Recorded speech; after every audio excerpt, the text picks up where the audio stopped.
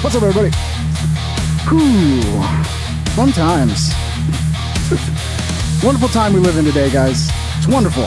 Greatest time to ever live. What's up, everybody? Man, so Milo's been going in hard on Nick. It's pretty interesting, to be honest. We're gonna pull up a lot of this shit, and I got me some nice little detective music today, because we're gonna be doing some investigating, boys. We're gonna go deep. Yeah, I'm not gonna go as deep as I did in previous episodes. You can go watch some of the previous episodes where I dived into whether or not Nick Fuentes is a Fed. But yeah, we're just gonna catch up with some of the latest, because the accusations are coming pretty heavy now. They're not going away. You know, the whole response to go, well, you're just a dirty Jew. Well, you know, that's not really a good enough response to get people to stop pointing out the obvious kind of suspicious shit going on around Nick Fuentes, specifically around his January 6th shit, which we're going to go over that again.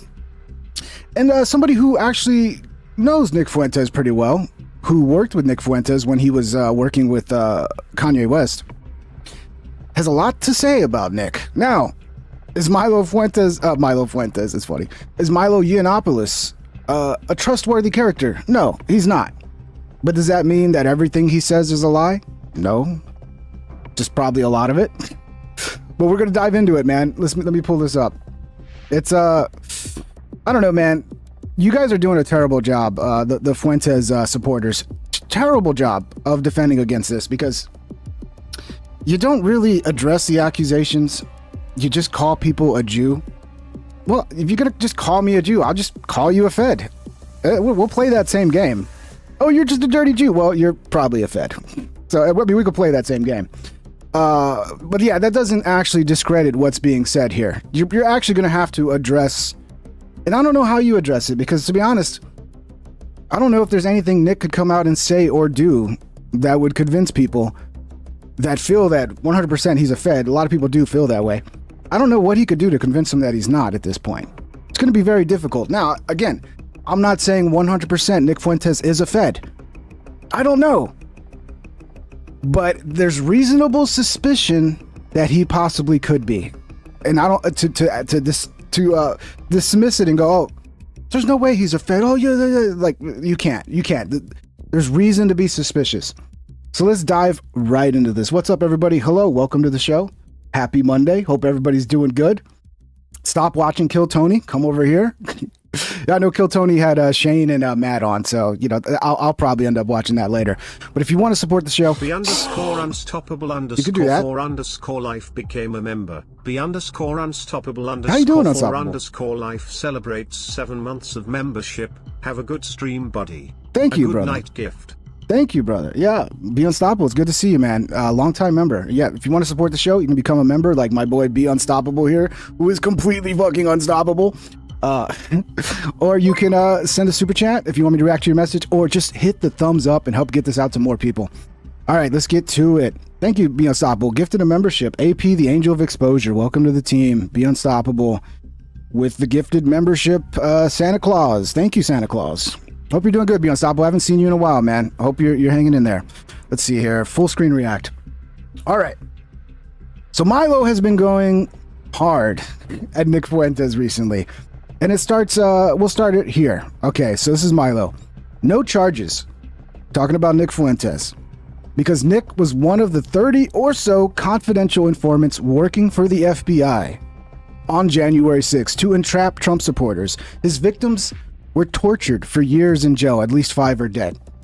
Let's, for those who might have missed this, let's remind you, this is the heart of the Fed accusations. All stem from this right here.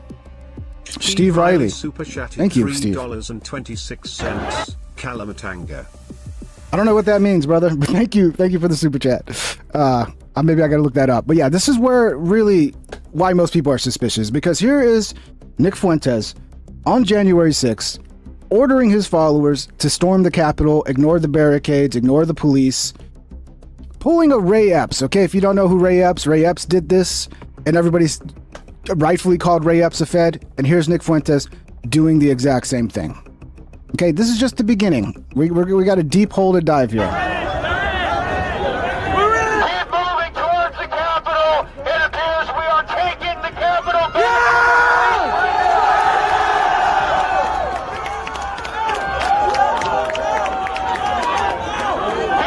By the way, surrounded by a lot of people that look like feds too. These look like feds. Marching and don't relent, never relent. Yeah. They're evacuating the Capitol. They're evacuating. Break down the barriers. Disregard the police. And disregard the police. Just remember, look, what you're seeing is him. I forgot what part of the Capitol. They say he's on Capitol grounds right now saying this. This is not him and some other. No, he is on Capitol grounds. Go look it up right now. I forgot exactly which monument he's at on Capitol grounds, but he is on Capitol grounds. Okay? This Capitol belongs to us.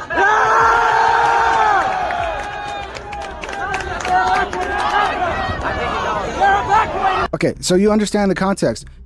As of right now, there are fights breaking out with the police. There's tear gas going off.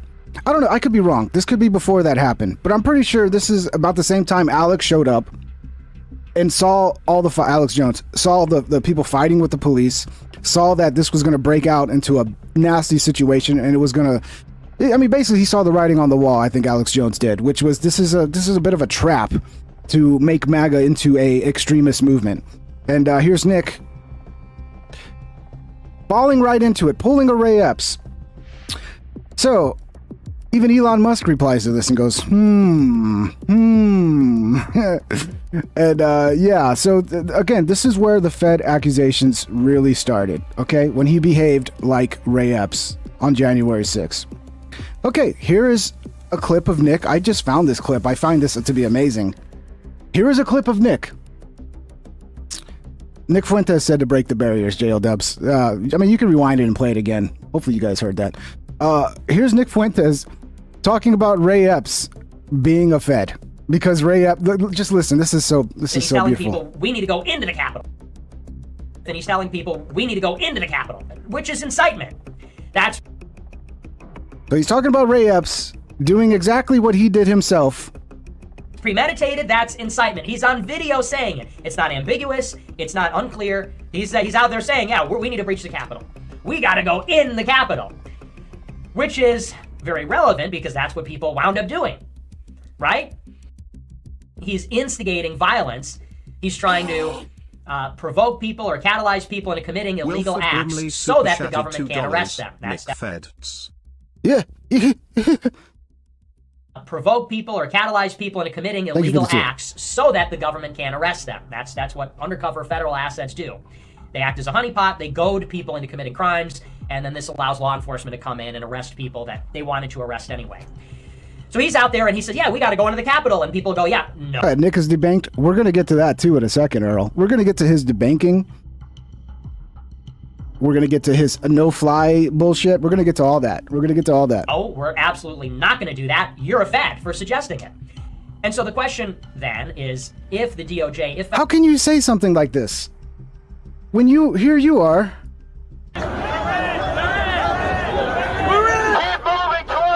This is Nick.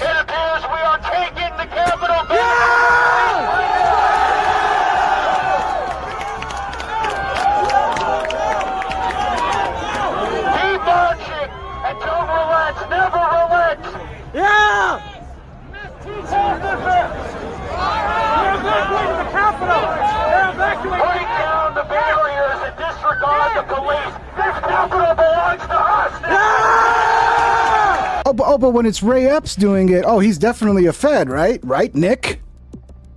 But when you do it, oh no, I'm not a Fed, guys. I was debanked and I got no fly, and I said in court that I under oath that I wasn't a Fed. Come on, guys.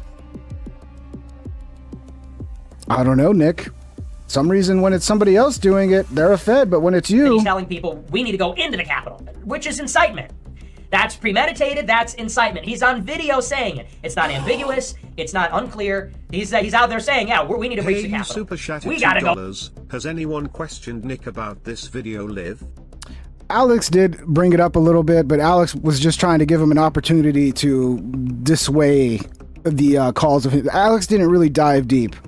Like...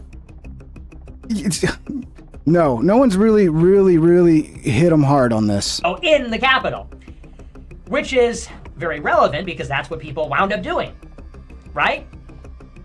he's instigating violence. He's trying to provoke people or catalyze people into committing illegal acts so that the government can't arrest them. That's what undercover federal assets do.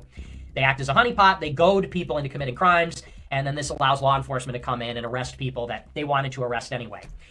So he's out there and he said, yeah, we got to go into the Capitol. And people go, yeah, no, we're absolutely not going to do that. You're a Fed for suggesting it. And so the question then is, if the DOJ, if federal law enforcement is looking for... Look, I agree with Nick, 100%. I agree with Nick. The only problem is that I'm also applying that same logic to Nick as well. But no, don't apply it to Nick. No. Ray Epps is fine, but don't apply it to Nick, who did the exact same fucking thing. Except he had even more influence than Ray Epps because he actually had a fucking Groyper army there with him. I don't think Ray Epps was anybody, like nobody was following fucking Ray Epps. He was nobody in the movement until he did that, and then people knew who Ray Epps was. An insurrection, if they're looking for a conspiracy, if they're trying to identify and charge people that committed acts of violence or conspired to commit acts of violence or undermine and subvert an act of Congress, well then why aren't they looking into this guy? It would suggest because they're not interested in him. And Charlie Kirk, someone's been bringing up Charlie. Charlie Kirk is a pussy for dodging debating Nick.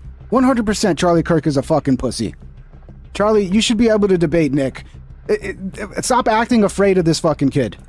That maybe... Like, everybody's afraid of a bunch of fucking commenters on the internet. Like, oh my god, his little Groyper army are gonna leave nasty comments. What a bunch of pussies, dude. He's a part of the government itself. He's part of federal law enforcement. What would be the reason why they wouldn't be interested in him, other than that he was working with law enforcement?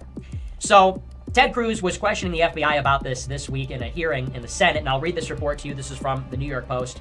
Ted Cruz said, quote, magical... Yeah, I'm the Fed, Earl. Where's any evidence that I'm a Fed? Zero evidence. Please, go do your investigations. Find the evidence that I'm a Fed. Plenty of evidence for Nick being a Fed. But you guys don't want to see it because probably a lot of the followers are like bots, I think. Not all of you. Some of you are just like, I don't know, you really love Nick and you don't want to like see the evidence that's being presented to you right in front of your face. And then you don't have the like analytical ability to see the big picture of like what his movement is going to do to the credibility of the movement you claim to care about. But it's okay, guys. If you don't want to see it, hey, I'm not going to force you to see it. You know, it's up to you. One of these days, a lot of these people will probably take a couple weeks, a couple months. I don't know how long it'll take for them to realize what we're saying here. Mr. Epps disappeared from the public posting. According to public records, Mr. Epps has not been charged with anything. No one has explained why a person videoed urging people to go to the Capitol, a person whose conduct was so suspect the crowd thought he was a Fed, would magically disappear from the list of people the FBI was looking at. Yeah, I know. Everybody's a Fed. I know. It gets a little old, but the reality is this is the games that are played with movements that they're afraid of. So you do have to honestly look at a movement and go, who's legit? Who's trying to discredit it? Who's a plant? Because this is the shit they do. And the most threatening movement to the corporate corruption, not corporate, government corruption. Oh, there's a lot of corporate corruption as well. Believe it or not, is America First, because it's the only place you'll hear a message of like, we actually need to get rid of the FBI. We actually need to get rid of the CIA. We actually need to get rid of the IRS. That is the shit they're most afraid of. So they got to discredit this movement to protect their own existence. And this is how they do these things. It's COINTELPRO 101, and some reason Alex just doesn't see it. And God bless Alex, I love him, but I don't know. I think he's making a mistake. I think he's seeing the audience, and he's like, "Ooh, if I could just get Nick's audience in here, and then look how many people I can get watching me." I think that's what he's seeing. I don't know, man. I know, like Rex. I love Rex.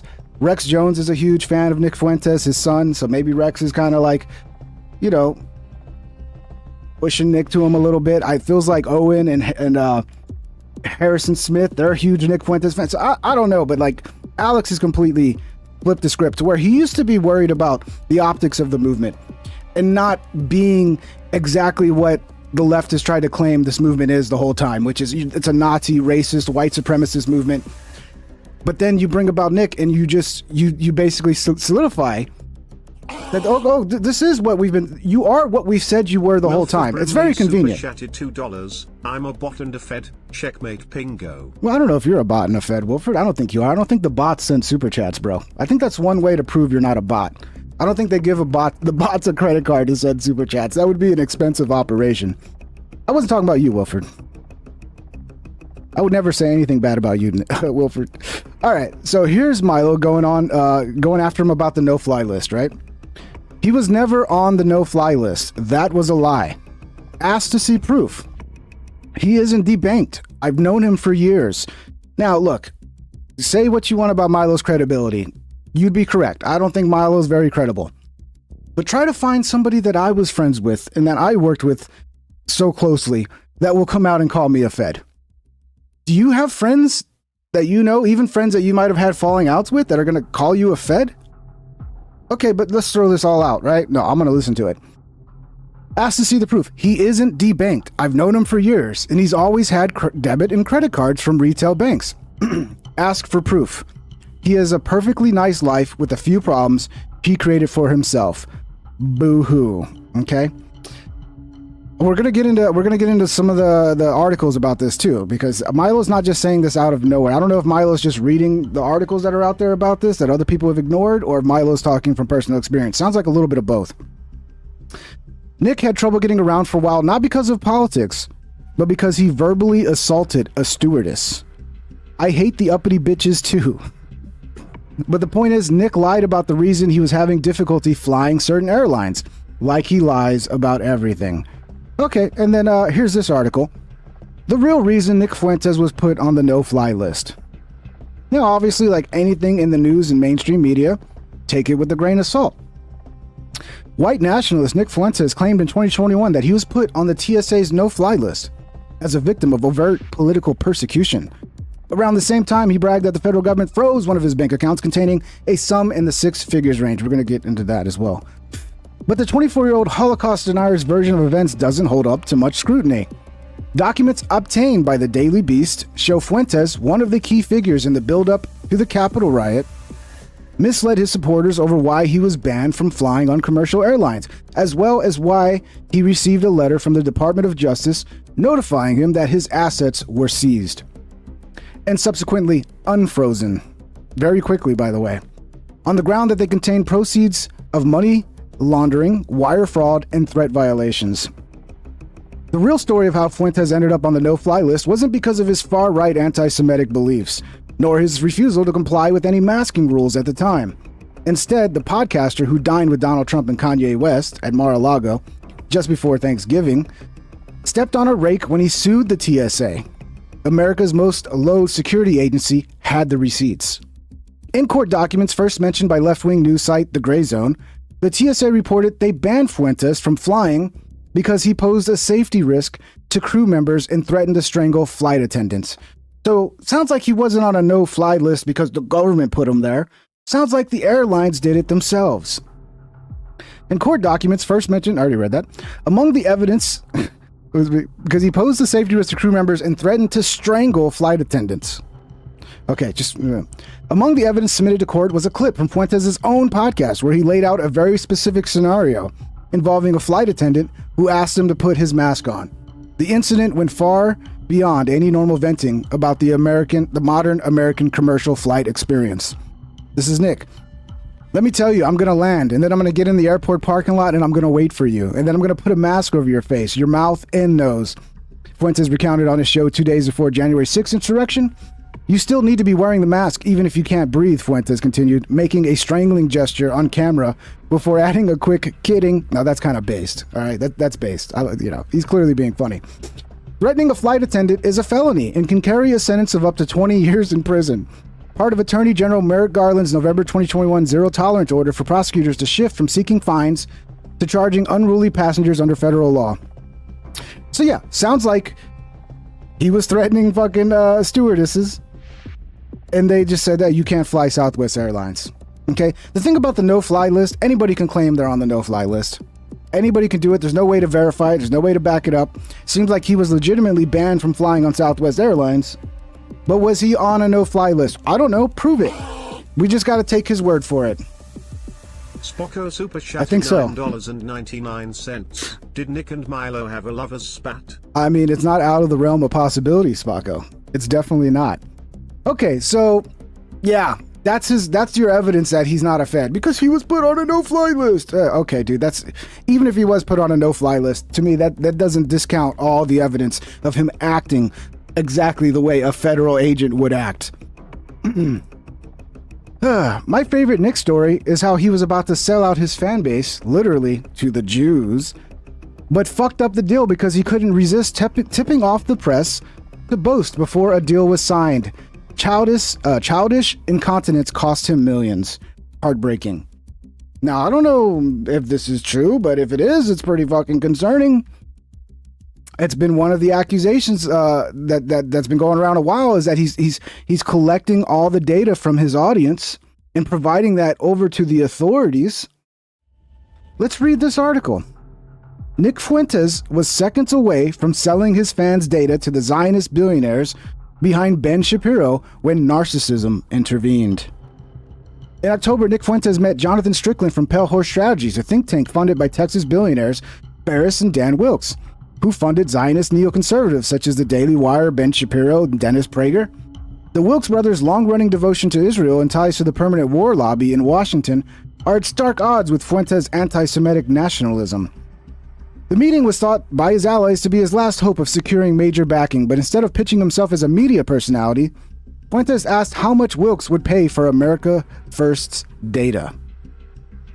Here's one promise I make to you guys. First of all, I don't collect any kind of list on you motherfuckers, right? I don't have a list of all my subscribers. I'm not gonna have an event where you gotta take a photo with me and provide your driver's license and your address.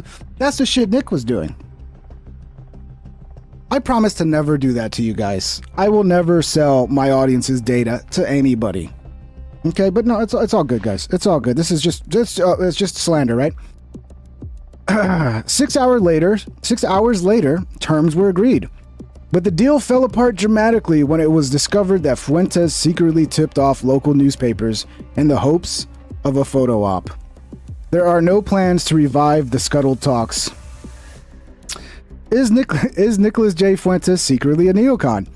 I ask because documents came to my possession this week which appear to show that Nicholas J. Fuentes tried and failed to raise money last year from oil billionaires Ferris Wilkes. The deal would have included access to the identities, credit cards, and home addresses of his fans and subscribers, effectively the entire America First movement.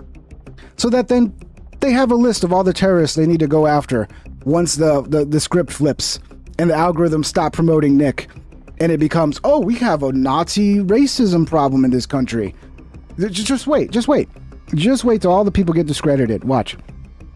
It is hard to imagine a more dramatic betrayal of his fan base.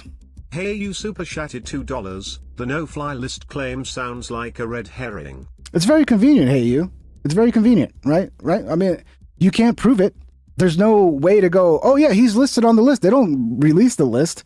So you just have to take their word for it. Very convenient.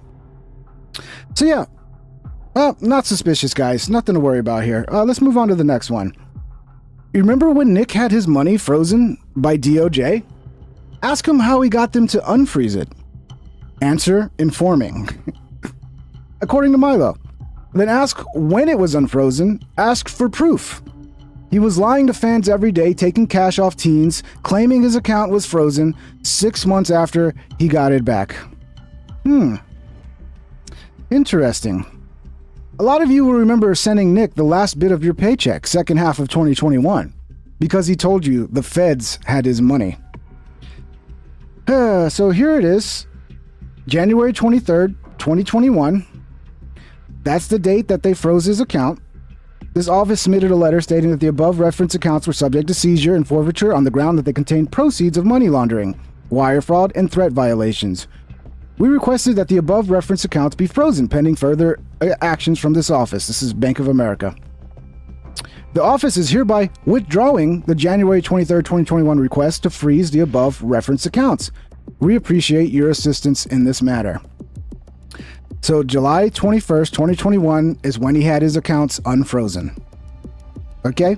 But people are still going around saying, Nick's accounts are frozen. Nick's accounts, prove it then. Provide the fucking receipts that you don't have bank accounts, that all your bank accounts are frozen. You can't bank. Prove it. I'm pretty sure your money's in a fucking bank right now, dude. Okay? At least Bank of America. But I don't know. Maybe this is all outdated and things have changed since this. But it looks like he got everything back on July 21st, 2021.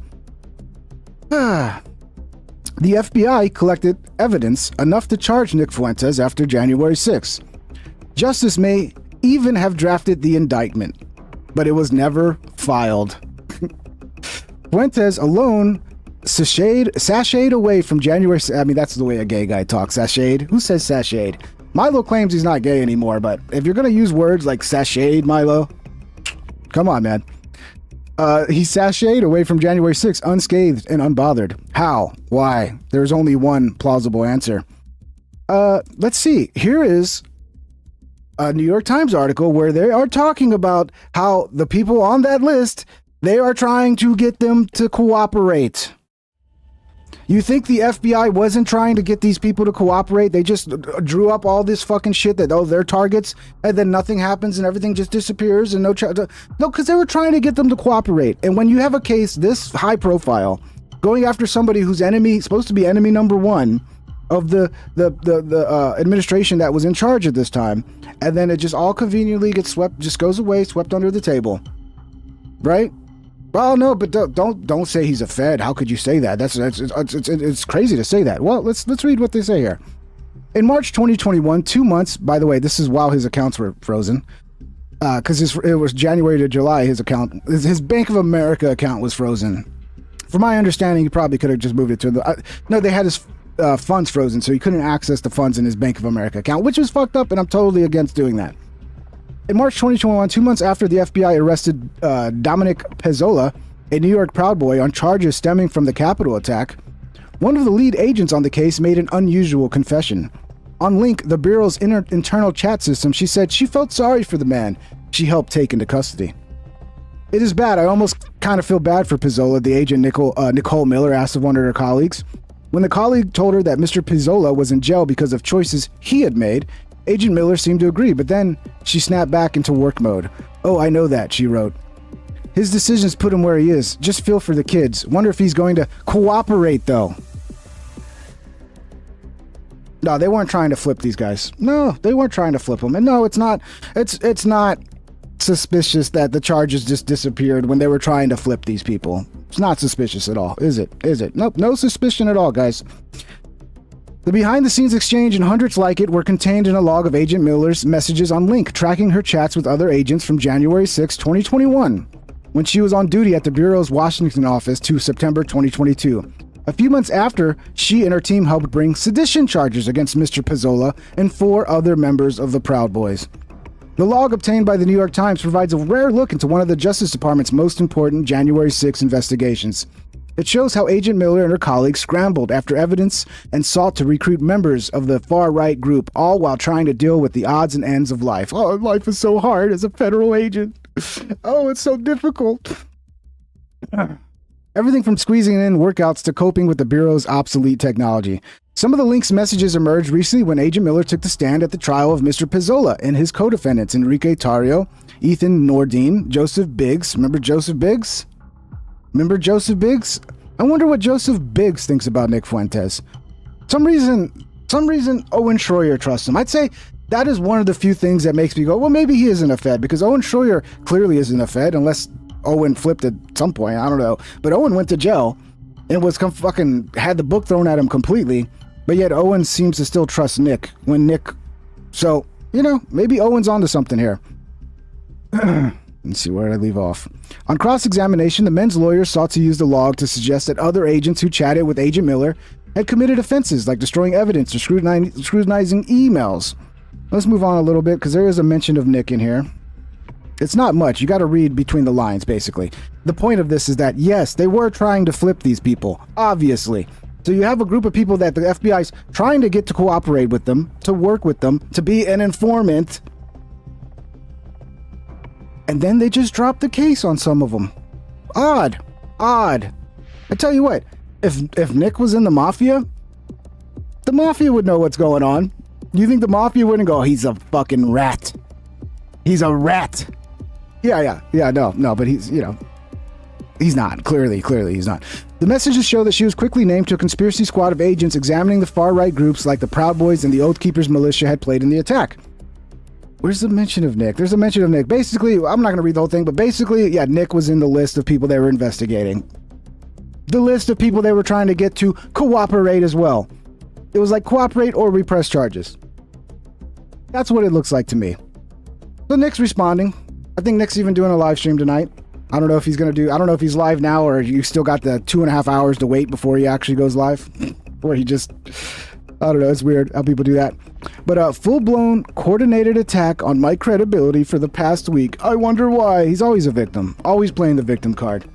It's so sad to see that so many people on the right are just adopting the leftist victim mentality mindset and trying to corrupt people with that fucking mindset, which is one of the worst mindsets a human being can have. But yeah, Nick, such a victim. Such a victim. So yeah, now he's gonna, oh look, he ratioed Elon Musk. Yeah, it's not hard to ratio people when the feds provide you with a little piece of their bot army. Myron Gaines, or, they turn the algorithms on to promote your message because they know your message discredits the movement that they want to harm. But no, it's all organic, guys. I actually saw somebody comment, actually, everything's organic on the internet now, guys. Everything, because they're trying to dispute my argument that, like, isn't it odd how the algorithm's boosting this guy everywhere right now? Isn't that odd? Oh, but no, the algorithms are organic now. It's all organic. Okay, so it's all organic now. Okay. Yeah, you expect me to believe that. If it was organic, it would go back to just being everything that you follow would be in your feed. Do you follow that? That's organic. People don't understand. Everything starts with impressions. It's just, everybody falls for this shit. We're like, oh, you're getting more views and more this and that, so that means your message is more popular. No, it just means that the algorithm gave you more impressions, meaning they put you in front of more people. Sometimes it's because your video is doing well. Sometimes it's because you hit the right topic. Sometimes it's because that's the message that they want to push. But, that's just conspiracies. Here's Myron Gaines, who, spoiler alert, used to work as a federal agent. You can't... I'm not making this up. Nick is not and has never been a Fed. As someone who actually served as a federal agent, not suspicious. It's not suspicious at all that you used to be a federal agent. And you're not even a white guy who's pushing like fucking racial politics. You're grifting to like the white fucking victim mentality grift right now, and you're not even white. And you used to be a Fed agent. No, it's not suspicious at all, guys. I can attest that this placement on the no-fly list alone is irrefutable proof that he neither worked for or nor... It's not. It's not, because it's not even 100% that he was even on a no-fly list. Where's the proof that he was on a fucking no-fly list? But that's the irrefutable proof that he neither worked for nor cooperated with the government. The fact that he's been blackballed from every major media platform... By the way, they reversed that clearly. He might still be technically banned, but if you talk about Nick Fuentes, man, this is a reason why all the influencers, me, myself included, because also I'm just fascinated by this. This is just fucking fascinating to me how this guy all of a sudden becomes the guy, when just a year ago everybody was laughing him out of the room like this fucking kid is an idiot. And then all of a sudden he's the guy and the algorithms are pushing him everywhere, and it's like, oh yeah, just convenient to push the one message that discredits the whole fucking movement. Push that to the top. It's smart. I'm going to give him credit. It's really smart. The fact that he's been blackballed from every major media platform, debanked, and subjected to countless other hardships only reinforces this reality. This reeks of a coordinated hit job, especially given Nick's exponential growth and rising influence. Well, how is he having exponential growth and rising influence if he's blackballed? It's because the algorithms are pushing his shit like mad right now. And I'm sure there's probably some bots helping with that. But I mean, I don't know. It's just a theory I have. But ex-federal agent Myron Gaines. Trust him. Trust Myron Gaines, the ex-federal agent. Very convenient. Let's see here. So here's Nick again defending himself. I was on Bill Barr's enemy list in September 2021, according to Project Veritas. I was subpoenaed in January 2022 by the House Select Committee and testified under oath that I was never involved with federal law enforcement. Okay, yeah, that's enough for me. Let me see. What was this? How did he testify under oath? Let's see. Mr. Fuentes, have you turned over any records or devices to federal law enforcement in connection with January 6th or since January 6th, 2021? And if you would like to take a minute to discuss, we can go off the record at 3:13 p.m. Mr. Durkin, thank you. Okay, well, so basically they go off the record. I think that it's basically people are making that like it's a big deal. It's probably him just discussing how to respond with his lawyer. Okay, we'll go back on the record at 3:15 p.m. Mr. Durkin, I can represent that he has, to his knowledge, not been interviewed by any law enforcement, federal law enforcement, or any law enforcement, or turned over any of his devices or anything else. This is his lawyer, Nick Fuentes' lawyer, claiming there's no connection with the feds. He's never turned over information. But he adds a caveat, a very convenient caveat. So unless somebody was in his house under 2333 or whatever, or the intelligence community is more clever than I think, so as far as I know, the answer is no to that. But that's my representation. Oh, but if they do happen to have it, in the small possibility that they do happen to have all this data, it's because they probably broke into his house and, you know, they did some Fed operations. It wasn't because Nick gave it to him. It's because they stole it or they hacked his shit or whatever. Convenient caveat. But yeah, let's pretend like if he was a federal informant that they wouldn't be trying to hide this. And like, oh, I have to say it in court. If I'm a federal informant, I have to come out and say it. No, you don't. You don't. So, but okay, that's all the evidence. That's all the evidence. Definitely Nick just destroyed the whole narrative. No, he didn't. So yeah, interesting. What do we have here? Nick Fuentes testified under oath. Yeah, okay, that's the one I just read. And now, Nick Fuentes is ducking. According to Candace Owens, Nick Fuentes is ducking her. I thought Nick wasn't afraid of any debates. I thought Nick was willing to debate anybody. The debates might get difficult when people start hammering on all this data I just gave here. All this shit I just provided. You're gonna make the debate a little hard. Because you're gonna be on defense the whole time. And just going, oh, you're a Jew is not gonna really work in a debate. The way some of the Groypers think it does. Oh, you're a Jew! The Midwest Request became a member. Fine, but that's not discrediting anything. Welcome, Midwest Request, to the team, brother. Absolutely shocking. After weeks of lying about me and certifying to his followers that he had receipts regarding my character, Nick has informed Dan Bilzerian that he doesn't want to do a moderated debate. A debate moderated by Nick's favorite fucking guy, Dan Bilzerian. So after I was exceedingly kind to him, and he suddenly betrayed our discussions, then dedicated hours to publicly insulting me, lying about my team, lying about my family, claiming I was working with Russia and the Tate brothers, plus alleging I'm illiterate and dumb, Nick suddenly doesn't want to face me. He's gonna, there's no way Nick's gonna...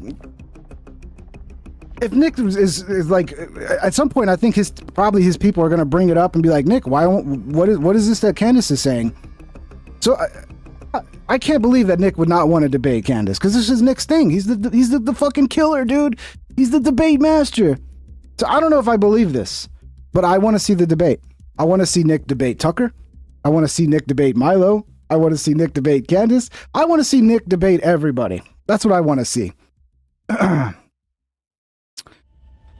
Is this the part where I get to cry on stream and say, no one will talk to me because I'm just so real. I am the movement. Laughing my ass off. It's almost like he's a literal theater boy with victim mentality who pathologically lies about everyone and then pretends he's being attacked when someone calls him out on his pathological lies. Yeah, Nick, if this is true, Nick, and you're dodging Candace, come on, dude. You can't dodge her. You got to do the debate, dude. You got to do the debate. And then she responds to Nick's full-blown attack on my credibility. Laughing my ass out. Here we go again, guys. Nick talks trash about literally everyone, claiming they are frauds. But when the very people he speaks about reply to him, he says it's some high-level coordinated attack. Me coordinating with Elon Musk? Laugh out loud. Because Elon replied. Because Elon's getting interested in this.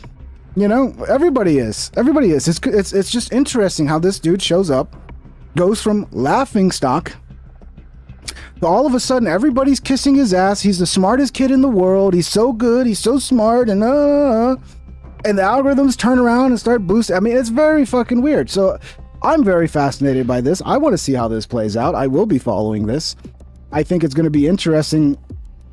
You know, everybody thinks Nick's going to, he's going to rise to the top and he's going to take over everything. It's like, no, I give it a month at most, maybe 2 months. Before everybody turns on Nick. His own fucking people. Maybe longer. I could be wrong. Why do you keep sneaking? I forgot to read this. Here we go. Laugh about, have you watched even a minute of my content? Didn't you just say I was working with Russia? Tonight he'll say, defend me. They are trying to kill me. Meanwhile, I'm being sued by the president of France. The Tate brothers are actually facing fuck the Tate brothers.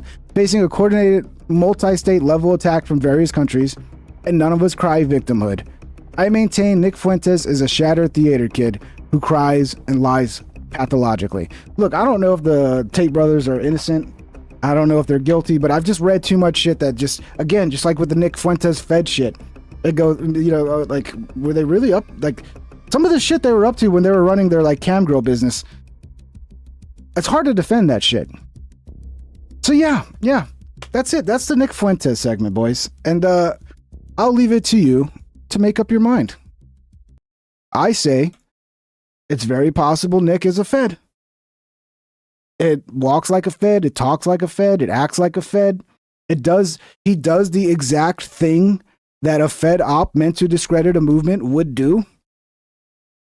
And then you have the January 6th stuff on top of already, like, what my eyes tell me by the way he behaves. It's a very, very poignant question to be asking right now. And anybody that's telling you you're an idiot, you're a Fed, you're a fucking Jew because you're asking these questions, that's cope, man. They're not actually addressing this at all. They're not addressing it at all. Just, yeah. So that's it for Nick, guys. If you want to hear, I mean, I'm sure he's live. You can go watch him. He's going to be addressing this tonight at some point. But we'll get to Mark Maron. And then I think the last, we're going to talk about Mark Maron, because Mark Maron is a huge fucking hypocrite. He's a soy boy leftist that is very mad at Joe Rogan right now. And this is what the Too Lazy to Tries, a lot of them, they're soy boy leftists who are just angry at Rogan because he's not pushing the right politics. But then they make it about like, oh, you're not funny, you're ruining comedy. And it's like, no, you're just mad because he's talking to people you don't like. And this is going to prove it. But let's get to this. Let's listen to Mark Maron. Let's hear what he says. He's going to war against anti-woke comments. I've been seeing like Jezelnik having an issue with people like Tony Hinchcliffe, who he's saying uses profanity or just shock value comedy. What's your thoughts on that? Well, at this point, it's lazy and sloppy and hackneyed. To be in a fucking club where, I'm walking down the hall at the comedy club, at the Comedy Store, and, in one room, someone's doing their bit about trans people, and then I get down the hall and there's someone on stage going, well, I guess I got to do my bit about trans people. Like, no, you don't. You don't. It's hack now. I mean, you guys got the freedom you wanted. You can now say whatever you want. Yeah, but that's the problem. We weren't allowed to make fun of trans people. So if you tell comics you're not allowed to make fun of these things, guess what's going to happen, Mark? They're going to make fun of those things. And I didn't see a ton of like comics attacking trans people. I think that's a fucking bullshit lie. They're defeated. Their rights have been denied. The policies that you guys encouraged with your stupid material are now policy. And now, like, half the people under the umbrella of anti-woke, we've lost a tremendous amount of democratic-leaning ideas and movements. So whether... So you understand, because they do a good job of pretending like their anger at Rogan is because Rogan's destroying comedy and his 200 stupid comedians who aren't funny and blah, blah, blah. It's all politics. They're mad because Rogan is not having the right politics, pushing Democrat talking points. That's what it is, right? Like this fucking dude sat down and kissed Barack Obama's ass his whole 7 years ago. That's all he did. He sat down and just kissed Barack Obama's ass for a whole episode. But that's fine because Barack Obama is a Democrat who pushes left-wing talking points, Democrat talking points. So that's totally fine. So this is high level.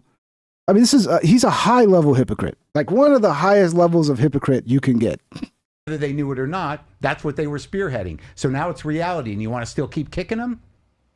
Go ahead. I don't know that comedians have had that much power. Are you fucking out of your mind? No, I'm being serious. Joe Rogan. I'm not gonna. No, go ahead. Go ahead. You can't separate. Like if so the mad. movement is like, we're being censored. No, you're not.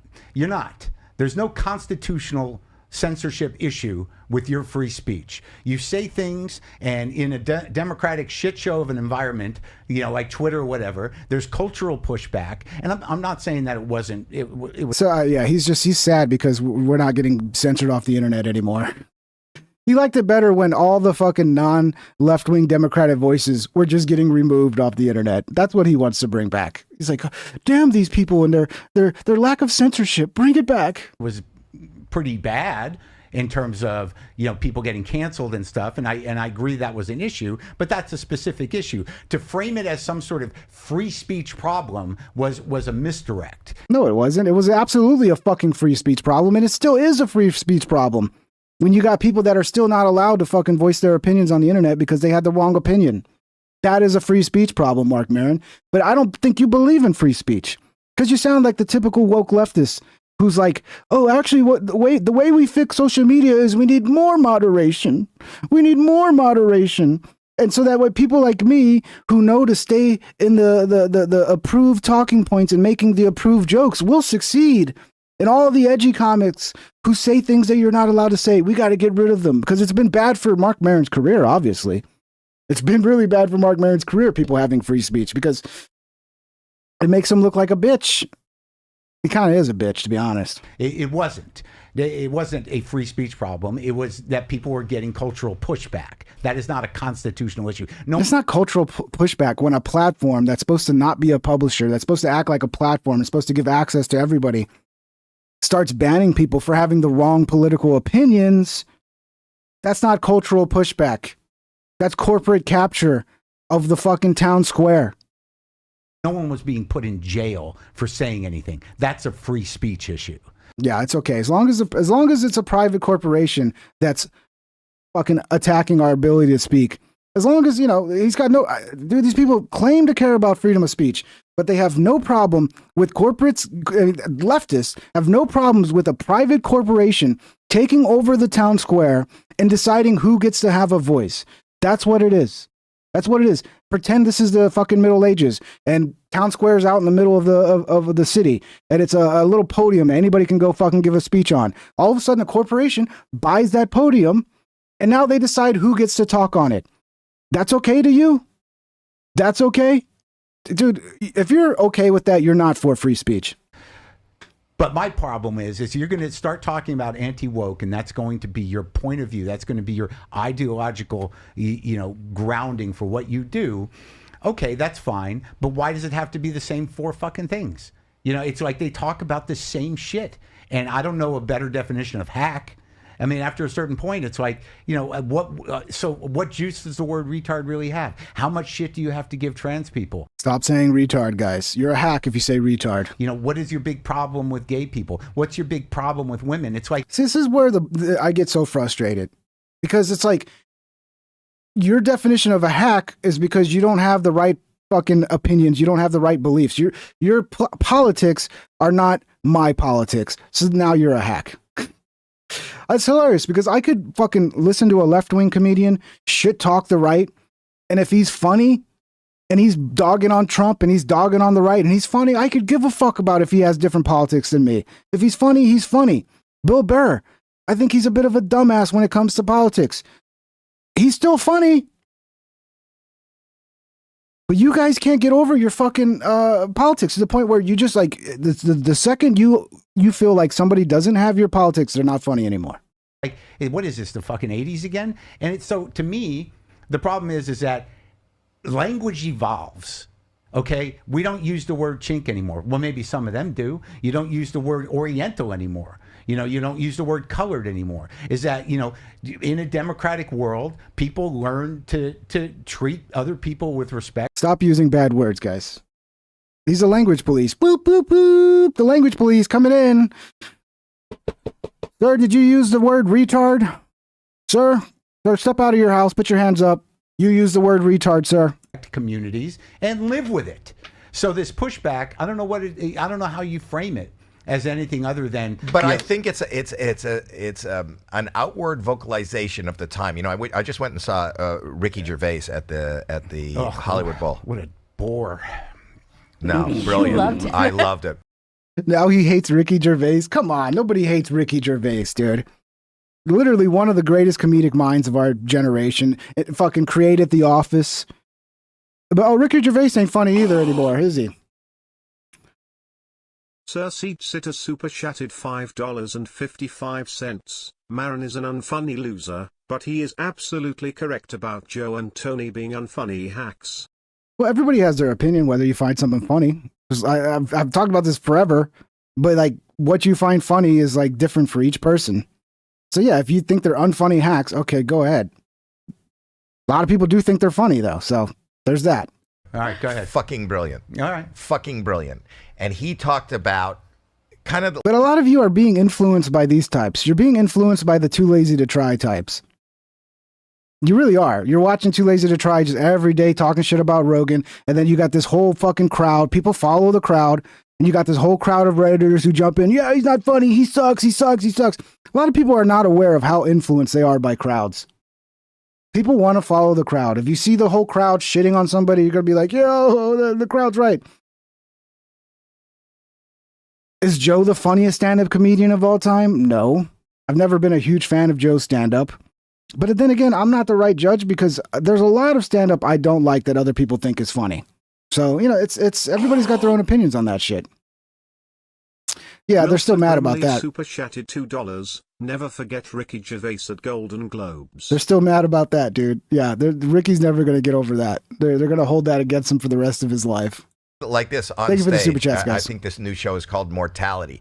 And he talked about, you know, what we are appalled at or what we think is stupid is all about the time. And this is what I'm talking about, our cultural shift. We're not shifting it, it's shifting. He goes like, listen, right now, everybody talks, the worst thing you can be is a racist. You know, you can't, you can't, you know, and it is right now. I mean, if that's probably the number one negative. I don't think that's true. I think that maybe since he's written that show, the screw is turned. It doesn't seem to be the most negative thing at all. But we have a president who's a racist, and he's very popular. He's not identified as one, though. Well, I mean, it's funny. Donald Trump is a racist. This is such a dumb talking point at this point. It's like either Trump is an Israeli shill, or he's a racist. He's a Nazi or he's a sellout to Israel. It's like, oh my God, dude. How much digging do you have to do? Get me. I think selling out to Israel is, you know, it's a real problem. It's a real problem across the board. But yeah. So I think that critique has a little more credibility, especially after the Iran situation and then the speech laws and then the deporting of people who are critical of Israel. That fucking has more credibility than he's a racist. On a computer, I can do it in 2 clicks. No, I know, but half the country doesn't agree with you. So it's not the biggest problem, is it? It's if you call him that, it's incredibly. People call him that every day. I know, and they are hating it. Who is? The people that are following that side. Well, I'm just saying that the premise is faulty. Well, let me tell you that, but let me finish the premise. The premise is, whatever you believe is a racist move, if he lived, Ricky Gervais, lived 100 years ago and bought 100 slaves, he's an aristocrat. He's not a racist. He would be applauded for owning a plantation and being that. And because he doesn't live there. Well, we're coming close to that again. So I still think the timing is off. We're coming close. We're going to have slaves again, guys? Does Mark Maron believe that we're going to bring back slavery? But the point is, right now, if somebody tried to buy 100 slaves and had, African American people working for them, it's going to be Mexicans. You guys are already treating Mexicans like slaves, and then now we're trying to fucking get rid of your slaves doing all your fucking cheap labor. Like we're going to turn Mexicans into slaves? No, that's kind of what's happening when you bring people over illegally, and then like they have no fucking protections, and you can just do whatever you want to them. And they can't even fucking complain about it because they'll get deported. Like, I don't know. It's weird because I would agree with that viewpoint, but not in the way he's putting it. I would agree in the sense of like California is taking advantage of all these very impoverished countries and treating these people treating them like slaves so they could have very cheap labor. And they're so mad that we might get rid of that. They might actually have to pay an American a fair price to get their gutters cleaned. Oh God, the fucking horror, dude. Or it's going to be white people. No, the Mexicans are being thrown out right That's now. right. Thank you, bro. Go follow Sir Seat Sitter. Super chatted $2.22. Great shows lately, buddy. Love you. What was your website? Fuckmyass.com. What was it? Yeah. Go check out fuckmyass.com. I think that's where you can find Search Sitter show. Until they create a new cast of people that'll fill those jobs. I mean, it doesn't. I don't want to get into politics. Go ahead. You already did, I don't bro. mind. I just I think love your passion. See, they're smart. They know the more they talk, and the more it becomes clear that their fucking complaints. And I'm telling you, this is too lazy to try. This might as well be too lazy to try. All of their complaints come from a political place of just being angry that Joe Rogan is pushing these dangerous racist politics in the far right Nazi. Like, that's what it is. That's what it is. These are fucking deranged soy boy leftists. I understand what you're saying, and I look. I think you can say whatever you want. I don't care. I have no, I've been filthy. I've said all the bad things on stage. I've been doing this a long time under the radar in a lot of ways, and I've tried everything. I've done things that were inappropriate on stage. I've said things that were inappropriate on stage, and my experience with people receiving those things and talking to people, and I've evolved the way I present comedy. I think when you talk about Jeselnik, he's just saying that isn't there a creativity workaround that could be funny without creating this juice that just comes from using words that used to be kind of triggering and are less now because you might trigger people, guys. Don't use the naughty words. You might trigger people in the audience. This guy's supposed to be a fucking comedian. Again, this guy doesn't understand the Streisand effect. If you tell people not to do something and you start censoring people, this is why you see so much, part of the reason why you see so much kind of, anti-Jewish shit. It's like you tell people not to do something. Guess what they're going to do? And let's stop. I mean, can we go back to the thing they told me when I was a kid? It was a very beautiful saying. It was, "Sticks and stones may break my bones, but words could never hurt me." God damn, was that a great saying. Can we bring that back? Obviously, Mark Maron never heard that in his entire life. Dominant cultural force is now slightly fascistic and leaning towards alienating those voices. So now that we've crossed that hump into what we are now, aren't you just kicking someone when they're down and just being a hack? Because there is no... Look, sometimes it's funny when you kick somebody when they're down, okay? Who are you to decide what's funny? If I find it funny for a dude on the ground to get kicked, then hey, it's funny to me. And that's all that matters, dude. Real progressive pushback anymore. But you're not allowed to find things funny unless Mark Maron approves of it, okay? Let's the next administration, the next Democratic administration, let's make Mark Maron the joke czar, right? He'll be the new fucking dude in charge of like what jokes are acceptable and what jokes aren't, and then he can decide what comedians get banned and what comedians get to have a career. That's the future for Mark. He's going to be the joke czar. They've won. Right. So that side has won. They've won culture and they've won the presidency. And now you have a lot of frightened people that believe in what was once democracy in terms of respecting all types of people. That's kind of gone. Yeah. But what about the argument that the way to, in comedy, the ultimate respect is to make fun of everybody? You don't leave out the mentally challenged kid. You make fun of everybody. That's the most inclusive thing in the world. Everybody gets the jokes. There's no protected, it doesn't matter if you're Israeli, if you're Jewish, if you're black, you're white, you're gay, you're retarded, whatever. Everybody gets the jokes. And that used to actually bring people together, right? Back when there was a little more racial humor, like that actually brought races together. But yeah, no. You're not allowed to make jokes unless Mark Maron approves of your joke. So do you continue along that track of like you being the victim of some liberal conspiracy when it clearly is over? I don't know. So maybe I stand with Jeselnik. Yeah, my understanding of what he was saying was less about politics and where we are as a culture and society right now, and more about the art of comedy. And to him, it's not comedy just to say something shocking. That's right. It's a workaround. Yeah. Be more creative. Yeah. Don't be a hack. But you also... What he means is make approved jokes that the left Democratic establishment, which I represent, will approve of.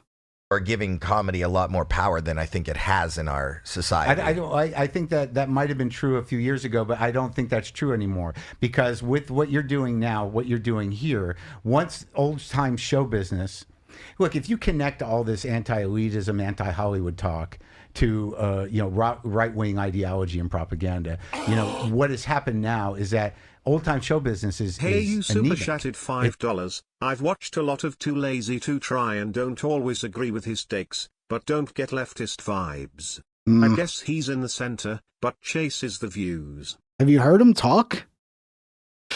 I don't know, Matt. Maybe you're not familiar with the way a lot of the Californians talk. He sounds like a leftist, and then if you look at everybody he's attacking, it's basically he's attacking everybody that Mark Maron has a problem with. So I could be wrong. I'm pretty sure he's a Kamala voter. I'm pretty sure, but I could be wrong. Hey, you, and thank you for the 5. It's dead. Yes. And by the way, I'd love to have Too Lazy to Try on. Come on, Too Lazy to Try. Let's talk. And so, what's happened is, and in a good way, entrepreneurial way, which is, sort of, your bag, is that, you can start your own show business and you can find your own audience. Right. And, that all, Yeah, but Single Mode, why doesn't he ever criticize the left-wing political mouthpieces? It's always the right-wing political mouthpieces. I've never seen him go after a left-wing political comedian. It's always in one direction. Their complaints always go in the same direction. seem pretty good. But if a lot of, and these are comics, if the audience that you build has decided they know what real comedy is, they know that woke people suck, they know that, whatever, scientists are liars, they know that, whatever the ideological foundation of that audience is, if you're a comic okay, maybe scientists aren't liars, but they have taken the bag many times and done bad science on behalf of corporations so the corporations can make more money. That's just a fact. That's just a fact. But let's ignore that. Just trust the experts, guys. Just trust the experts. the tip of that iceberg, and you're championing that just by being funny and then, skirting the responsibility by saying like, yeah, I'm just a comic, my fans are my fans, then I think you're being disingenuous or stupid. I do think that comedy or certain comedians have a great deal of cultural weight now. You don't have, when I was coming up more. I mean, maybe some of y'all don't know who Mark Maron is. P Money says he didn't know who he was 2 weeks ago. I'm old enough to remember Mark Maron was the first guy anointed the podcast king. Right. So I think there's a bit of jealousy with Mark because, I don't know if it was 8 years ago or whatever, like before Joe really became the podcast guy, Mark was the guy the media was going around saying, Mark, this is the new podcast king, and everybody.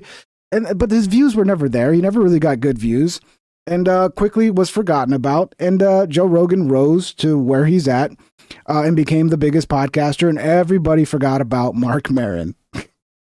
So there's a lot of jealousy here, dude, because I think he feels like he had his career sabotaged, or like, he thinks he should have been the guy. Mort Saul, who was a comic, was making political. What, you don't like Mort either? No, I don't mind Mort, but I just think that there's no analog to the time we're living in now.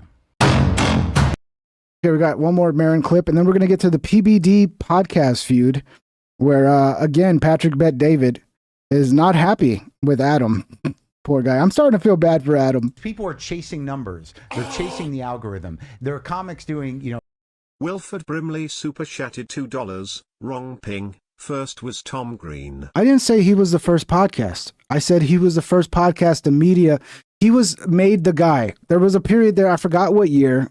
No one gave a shit about Tom Green's podcast. Yes, Tom Green was the first one to do a video podcast, but the media wasn't going, Tom Green's the guy, the podcast king. The media tried to push Mark Maron as the podcast king. That was about the time he interviewed Barack Obama. He was the guy that the media was pushing as, this is the top podcaster, the new thing. That's what I'm saying. I didn't say he was the first guy to ever do a podcast. And if we're talking about the first guy to ever do a podcast, again, Red Bar was doing a podcast in 2003. There were a lot of people doing podcasts back then. Just because Tom Green influenced fucking, Joe Rogan, Tom was ahead of the game. But yeah, anyway, that's not my point. Was not that he did the first podcast ever. It's that there was a period in time before Joe Rogan became the guy that the media tried to make him the guy. And it never stuck because his podcast sucked. No. And he refused to do a video element to it. He refused to do video. A minute of crowd work specifically to get 1 million hits. To do what? So what we once got into for freedom, as comics, where we could sort of dictate, what we do and how we do it and our point of view and learn how to do it and build a voice and everything. Now people are just total whores to the algorithm and only chasing these clicks with no craft, no sense of originality, because all they care about is this immediate sense of relevance you get from filling a room to watch you talk to people in the audience. So, but I'm not as judgmental as you, even though I'm a judge on AGT. Maybe you should be less neurotic. You're sounding really jealous. Maybe some of you guys don't understand this. The Red Bar podcast, hosted by Mike David, reportedly began in July 2003 in the United States. Reportedly. Maybe there's some disputes here. It's described as a comedy talk show that airs new episodes weekly, although the weeks can reportedly run. So the Midwest Request super chatted $5. We used to have an irreverent culture with no holy cows, and we all laughed at our differences not too long ago. What happened to my bold comedians? I agree, dude. Comedy sucks. Like, the woke culture really destroyed comedy. Everybody's afraid to do everybody's just afraid. They're like, oh, is this joke too far? Is that joke too far? It makes for a terrible landscape for comedy, man. And I'm old enough to remember those times. So there's definitely, so maybe the July 2003 date for Red Bar is disputed, but I think that's accurate. That's when he started it. That's before Tom Green. But there is for sure in April 2006, he was syndicated on the Genesis Communications Networks, Red Bar Radio or whatever. Red Bar was one of the first, and I think people need to give Red Bar more credit for being a maverick trendsetter. Sorry, let me get back to this. Thank you for the super chat, brother. Maybe my neurosis is much more interior than exterior. But what I'm saying is, I'm not judging the fact that somebody does a minute of crowd work. That's good. If you do that and you're doing it to get 1 million clicks and it blows up, and for some reason, this is where my curiosity and is it 2002 Search Seat Sitter? Is that when he started doing internet radio? There was a lot of people doing it, man. It's like, who did the media report on? Who captured the biggest audience? That's who gets, most of the shine, right? Did the media talk about it? And did they capture a big audience? But there's a ton of people doing fucking early internet radio shows, dude. Fear and neurosis. I'm not. But yeah, 2003 is an early fucking time. Like, if you started 2002, 2003, there's not too many people that were that fucking early. I'm not communicating the way people communicate. The culture is flowing, and I have this need to flow along with that. Yeah, but that's fucking crazy. Is it? I think so. Well, I don't know how it makes you more. It doesn't make you, because you don't have any reason to chase anything. It's not flowing. It's fun. It's like a sport. It's like a game. It's a challenge. All right, well, I get that. So does he not understand that when you have success on social media and you get a ton of views, that equals to selling a ton of fucking tickets? So he's like, oh, why are all these comedians chasing views on the algorithm? Because they want to have a career, dumbass. That's how you sell tickets now. Mark, maybe if you had any social media success, you might be selling tickets.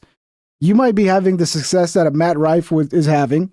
But instead, you're just sitting here complaining about everybody else understanding the landscape they're in and taking advantage of it. Which is, if you want to put fucking people in seats and you want to sell out your shows, you need a social media presence. You need views. That's free promotion. And that free promotion puts people in your seats, and then you become bigger and you have a career. That's the nature of the business now, dude. And it's just no undoing it. I have a different point of view. We do. Of what it means to do something special. As somebody who is neurotic, guys, I don't know. Should I ban the fake John McCarter? I'm gonna put this quote in here. This is for the loyal viewers who know what I'm talking about. A lot of people go, "Who's John McCarter?" Well, if you keep following the show, you'll understand the mystery and the legend that is John McCarter. I'm gonna do a quote because I see John. This fake John is just constantly pissing off the real John. So let me know if I should ban. I'm gonna put it here. Should I ban the fake John McCarter? Should I ban the fake John? Nope, that's a Q&A, not a fucking poll. Good job, dumbass. Hold on, let me redo this.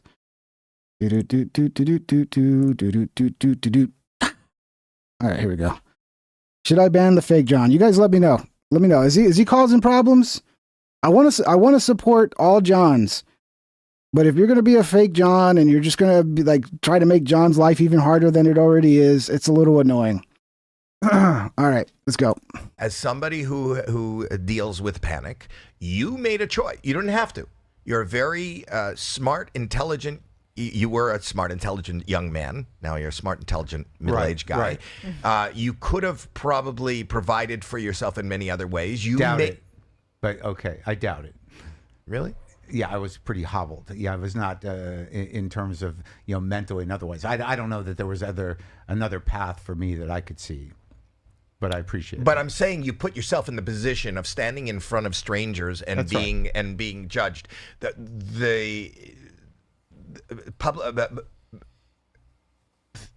Most people believe that the two hardest things in the world. Was that an edit? Did fucking Howie just have a total fucking brain aneurysm there? Are public speaking and standing there in front of. So you put yourself in a really tough position. Yeah. You didn't have to. Why did you?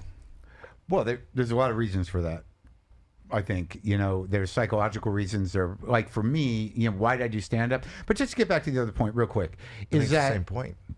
Go ahead. No, we can connect it, but I don't want to sound like I'm just some old man screaming at the sky. I believe, in the craft and the art, if you want to call it that, of stand up. Yeah, as long as you're politically correct and push all the talking points and have all the same opinions politically as Mark.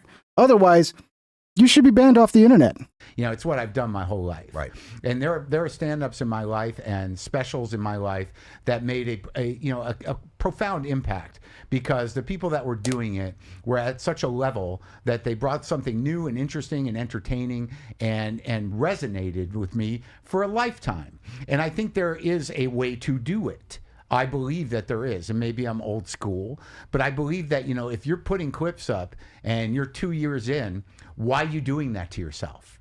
You don't even know who you are yet. Because that's the path now. Yeah, but that's not the path of stand-up. So, in order to have a career, you have to have a social media following.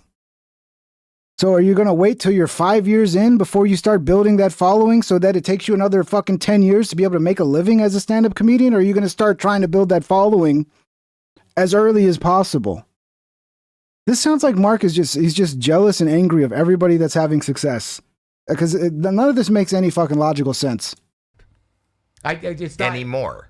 Fine, but that's not the way I see it, and I can be critical of that. There's some guys that still do it the real way, and they're spectacular. Bargatze does real shit, no crowd work, solid fucking hour 10s, every year or two, and and he believes in the craft as it was laid out to me. That you build your personality, and then you build your hours, and you make new hours, and you do something interesting, and and hold your voice, and kind of elevate whatever you're trying to do.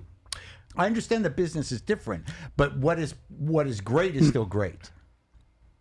In your opinion, what is great is still great. What I'm saying is, if you, I think I used this as an example yesterday to somebody. If you use the example of Dennis Miller, who became a kind of a monologist, where he was, our vocabulary was like his prop. It was funny. I had a guy, Chris Kelly, his dad. Yeah, I like it. Howie is pushing back. Somebody said Howie's not impressed. It is better. The other interviews with Mark Maron, everybody was just like laughing at everything, trying to like, not really push back on the shit he's saying. It's nice to see Howie kind of pushing back. Well, he was an old writer for the National Lampoon. Chris Kelly got 8 likes away from 100, boys. Smash it up. Smash up. Let's get to 100. Appreciate you guys. He's a writer. He used to write for Mar, and then his dad, I'm forgetting his first name, but I met his dad once, and we were talking about Dennis, and I brought up Dennis's name, and he goes, Dennis Miller, fearlessly attacking trivia. But he did. But there's people that listened to that and watched that and thought, oh my gosh, this is brilliant. It's smart. Yeah. It's intelligent. Yeah. It's entertaining. Yeah. He does put an incredible amount of work into that. Then there's the people that see Carrot Top, who I respect Yeah, I get it. Yeah, okay. So, but I mean, that's two different ends of the spectrum. Yes. And that is a craft, and there's as much That's goes right. into writing and engineering, Right. whatever that prop is. I'm agreeing By the with you. same token, and I'll say it, Matt Rife, who I don't know his act per se. Doesn't have one. I don't know that. Oh, dude, why is this guy so mad at Matt Rife? Why is he so mad at poor Matt Rife? Like I get it if Matt Rife's not your thing. He's not really my thing. Although I did watch some of his where he did a special that was like no crowd work, and it wasn't too bad. Again, I'm the worst when it comes to stand-up comedy. There's a lot of stand-up comedy. So don't take it the wrong way if I say I don't like it. That doesn't mean it's bad. If you really like stand-up comedy, you might like it. But stand-up comedy is not really my thing. It's not my preferred style of comedy. I don't know. It's just I don't know. It's just me personally. But yeah, this guy's really upset with Matt Rife. I've heard you say that. Crowd work guy. But it was really, really compelling. I mean, the one that blew up, I remember the first time I saw him, and there was that girl who had a breast job and made him cookies, and her daughter was on. Right, now there's too many fake John McCarters. I'm not even going to know which one to ban. You guys are... John, you're just going to have to take it again. Like I said, John, you're very popular, and you're going to have to take it as a compliment that everybody's pretending to be you, okay? Because they want to be you, John. They want to be you. On the phone, that was legitimately really funny. He posted it. I don't think he posted. He didn't know. He tells the story about he was up at JFL. His friend got on JFL, and he didn't get on. I get your point. Yeah. But who are we to say that to have the wherewithal to stand there and to be able to carry on a charming in the moment? I get what you're saying. Okay. I expect more out of stand-up. So, you can lower your bar and live in that and accept all that. And that's fine with me. I don't care. But to tell me that, who am I to judge? I'm me to judge. Now, if you want to, exist and watch stand-up be watered down to any moron that can talk to a room full of morons, that's fine. I mean, I think everybody should be able to. Is Mark Maron, is his stand-up any good? Have any of you seen Mark Maron do stand-up? I don't think I have. I don't know, maybe he's really fucking good. And that's why he's so critical of everybody else, because his level of stand-up is so fucking good that everybody else is just a hack compared to him. I don't know. I would imagine it's probably not that good, in my opinion.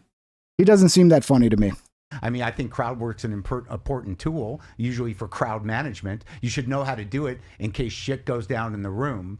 But, a fairly clever teenager can do crowd work. I did it in high school. Fine. But for me, that's, and I'm not even judging Matt. I understand what you're saying. Because Matt is here, and I think he's your brother. Come on in. People want me to talk to him. The people feel like that I'm being hard on him. But you just sound jealous, dude. You sound really upset because you had the fucking red carpet laid out for you, Mark. You had the media establishment behind you, pushing you as the next guy. He's going to be the king of podcasts, probably because you had the right politics and they knew that. Like, ooh, if only we can make the next podcast king or the first podcast king to be somebody who's going to push every fucking talking point we want. It sounds like you're just jealous, dude. You're just jealous because, you had the red carpet laid out. You were unable to take advantage of that because you lack talent. And now you're mad at everybody who actually has talent who's doing well. Not really. I understand what crowd work is. And I get it. Joe Rogan's not that funny. Joe Rogan has built the largest podcast. You can't take that away from him. So whether you think he's funny or not, he's obviously a very successful podcaster. At a level of success, Mark Maron could even fucking sniff that level of success. So you can't take that away from Joe, whether or not you think he's funny or not. So there's a lot of jealousy here because of that, in my opinion. And I've seen it along there. There were guys when we were coming up that only did crowd work. My first HBO special, I did crowd work, and I did my act, and I did crowd work. Oh, you're a hack, Howie.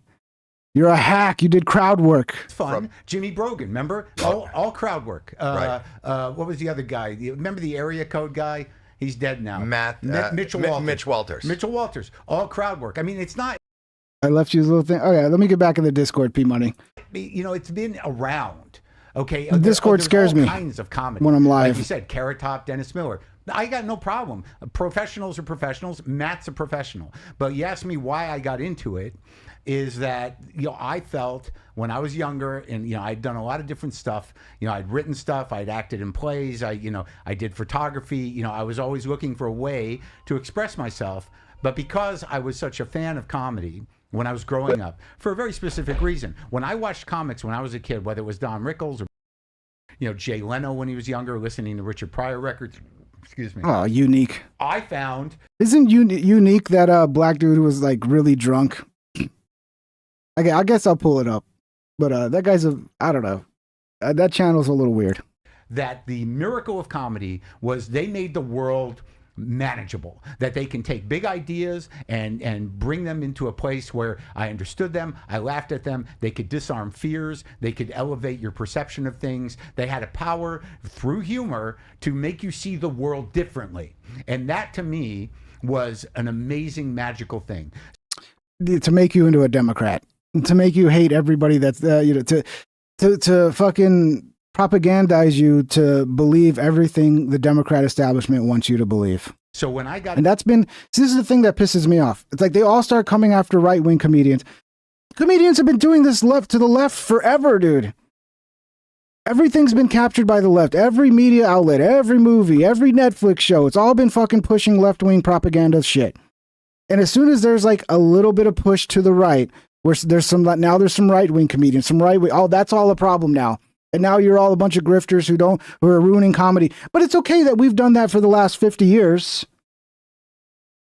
But now it's a problem because now, we don't have a complete fucking monopoly over the politics of the celebrities that show up in the comedy scene. Into comedy was not, to see if I could talk to, like it was not to spend the hour going like, how long you two been together? Yeah, it's just not what, I was doing. What I wanted to do was speak my mind, own the territory, figure out who I was, both as a person and as a comic, and share my thoughts on things that I put together and constructed and I think are mind-blowing. And that's what I did it. And you're doing it. Right. So I've done this work and I've spent my life doing it, and I'm operating at the best of my ability at each point. This new special is definitely the best I've ever done. And I've been fortunate to never have become a big star because I can continue plowing away without totally hacking on myself or kind of repeating myself I do a little bit. But that was my intention. So here was your chance, Mark. You're getting on all these big podcasts. You're getting all this attention. Here was your chance to show everybody how funny and fucking entertaining you are. To show everybody what they've been missing out on. But what did you do? You just went on and complained and cried about fucking all the successful people. And didn't even do anything remotely funny or entertaining. You just grifted to the people who hate the Rogan sphere and the right-wing comedian sphere.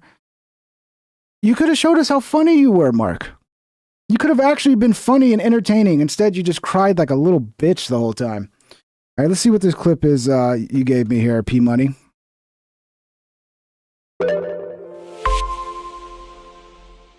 Mark Maron destroys Theo Von. I think if Hitler were alive today, he'd probably appear on Theo Von's podcast. See, it's okay. It's okay. Let's hear it out. And Theo would be like, see, y'all did a lot of meth, right? I mean, all the Nazis were all fucked up on meth, right, Hitler? That shit'll make you crazy, dog. I did some meth once. I was up for 3 days, and then I ate a live bird. No shit, Hitler, a live bird, bro. You're telling me you wouldn't watch that podcast if Theo Von interviewed Hitler? It would have 1 million views in the first minute, dude. It would have 1 million views, and it would be fucking hilarious. But yeah, because Theo Von is a sneaky Nazi, because Theo Von actually doesn't like what's going on in Palestine and with Gaza, and he spoke up about it. So I guess that makes Theo Von a Nazi, right? Okay, but this type of comedy is okay. This is acceptable. But don't do it towards his side. Don't make jokes about his side and his stupid political beliefs. That's when it's hacky. But if you make fun of the right, that's not hacky. That's real comedy.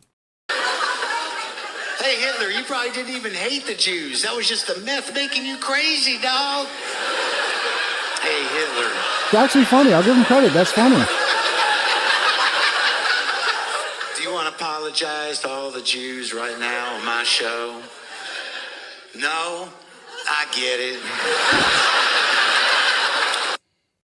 That's Mark Maron trashes. Yeah, see, I can't listen to this unique guy. This unique guy is he gets in the feed sometimes, but he's I just saw the video of him being drunk one time, and I think it was his mom or his girlfriend was yelling at him to get off, and then they pull the like he's a disaster. This unique guy, but God bless him. Actually, that was pretty funny. And I support. You're right, Mark Maron. To shit on right-wing comedians, to shit on right-wing ideas, to shit on right-wing politics. And I will laugh when you're funny, just the same as when a right-wing comedian shits on left-wing politics and left-wing comedians. It's like, yeah, that's how you fight this shit. Be funny. Make fun of the other side. But then you go on and cry, and honestly, he acts like he wants everybody that doesn't have his politics to be fucking censored, which is, a lot of them do have that mindset, unfortunately. So we got PBD. This Adam on this podcast, he reminds me of like, if you've ever had a job where like maybe you're there for a year or two, and then one day your boss just seems to like flip a switch, and now he's like watching everything you do, and he's got he's always finding a problem with something you're doing, and it's like you see, oh, the writing's on the wall. They want me gone. Everything I do is a problem. They nitpick everything I do. If I do something and then somebody else does it, it's always I get called out for it. And like you can just kind of see like you've become a target. Your boss doesn't like you. I think this is where Adam is now. I think it's just a matter of time before he's out. It's not easy to build a business. It's not easy for any one of them, from the left, the right, the center, no matter what part you are. Here he goes with this. It's not easy to build a business. Well, your business was a scam. Hey, you super chatted $2. There's nothing more hacky than Hitler jokes. It was funny, though. The idea of Theo interviewing Hitler, that is a funny concept. And it is. I have to give him credit. Look, I'm not going to lie. I thought that was a funny bit. But the direction Thank you, hey you. People are going to next, the currency they're going to be looking at is whether you're fair, whether you're consistent, whether you have the ability to reason, and you're willing to talk to anybody and everybody, and that's what you're doing.